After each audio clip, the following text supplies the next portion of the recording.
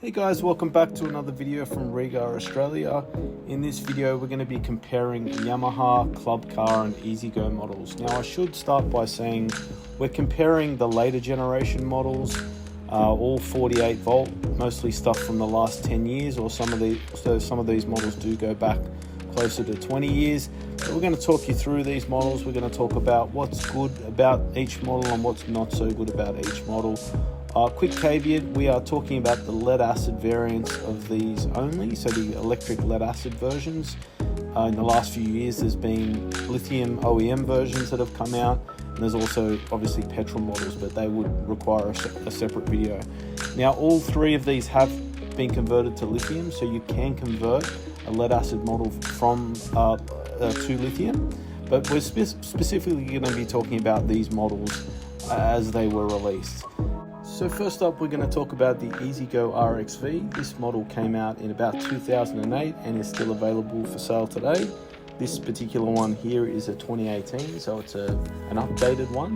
One of the key benefits of the EZGO RXV is that it uses an AC motor rather than the DC motor found in the Club Car. They're a bit more efficient, they produce more torque, and you'll also get a bit more speed out of it. We've also got independent coil spring suspension in the front, as opposed to a leaf spring that's in the Club Car, so you tend to get a really nice ride quality with the EZGO, and very smooth power delivery.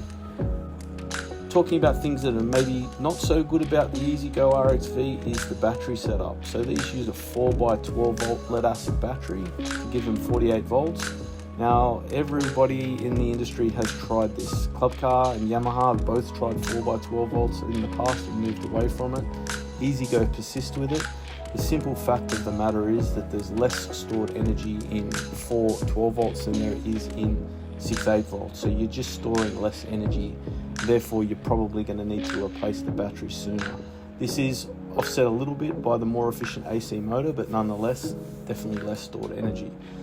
The other thing would be the brake. So these use a spring-operated electromechanical brake, so they don't have that typical cable pedal feel that you might be used to even in a car or another golf cart. I'm not a fan of it. I know some people here are going to argue with me and tell me how good it is. It just doesn't give you the precision and nice feel of a progressive braking system as found in a Club Car or a Yamaha, but nonetheless still a really great golf cart. So now let's talk about the Club Car Tempo. Now this is the update of what was the Precedent that came out in 2004.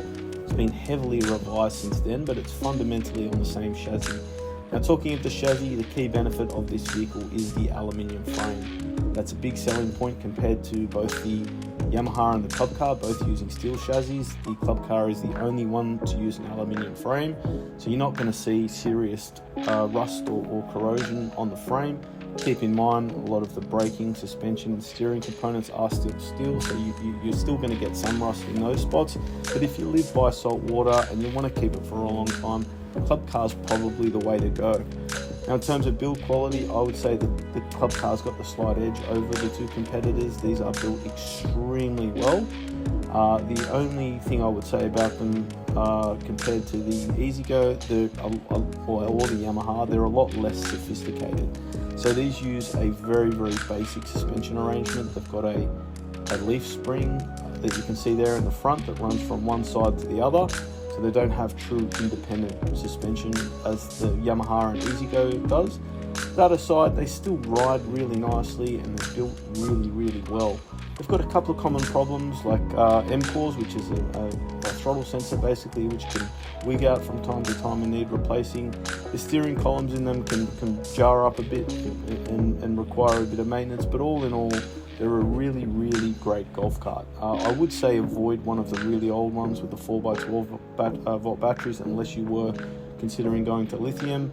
There's a good shot there of the front end. You can see that leaf spring that runs from one side to the other, and over here you can see the coil spring on the EZGO. So not quite the same level of ride quality, but still good enough.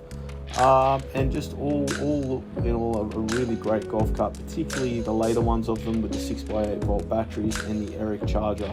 The early ones with the onboard computers can definitely be a bit problematic, and you probably want to avoid those if you can. They're easy to spot. They've got those big power drive chargers, whereas the later ones have the Eric, which is the smaller charger with the yellow cord.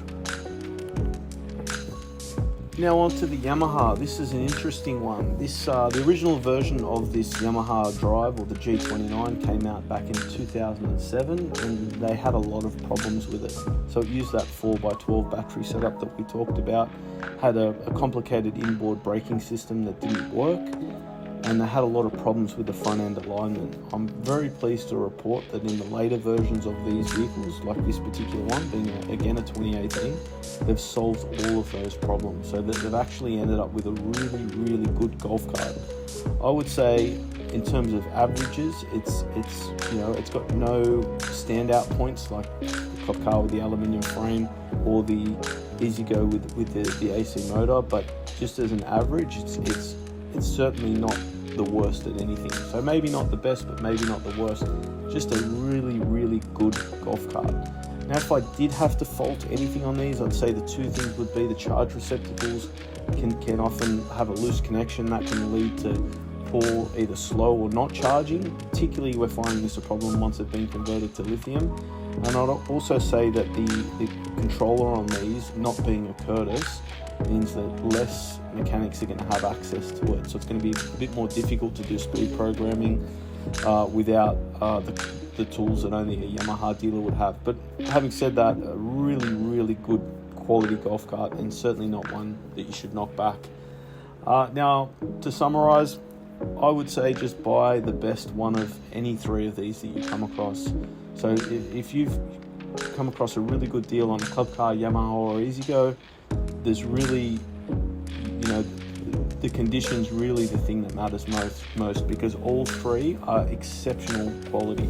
They're all made in the US. There's a couple of exceptions to that rule in the club car and the EZGO. We might go through that in another video, but these particular ones here are all US made, all very good quality, and certainly something that I would recommend for anyone that's looking at a second-hand golf cart. Anyway, that brings us to the end of this video. Please like and subscribe for more videos like this.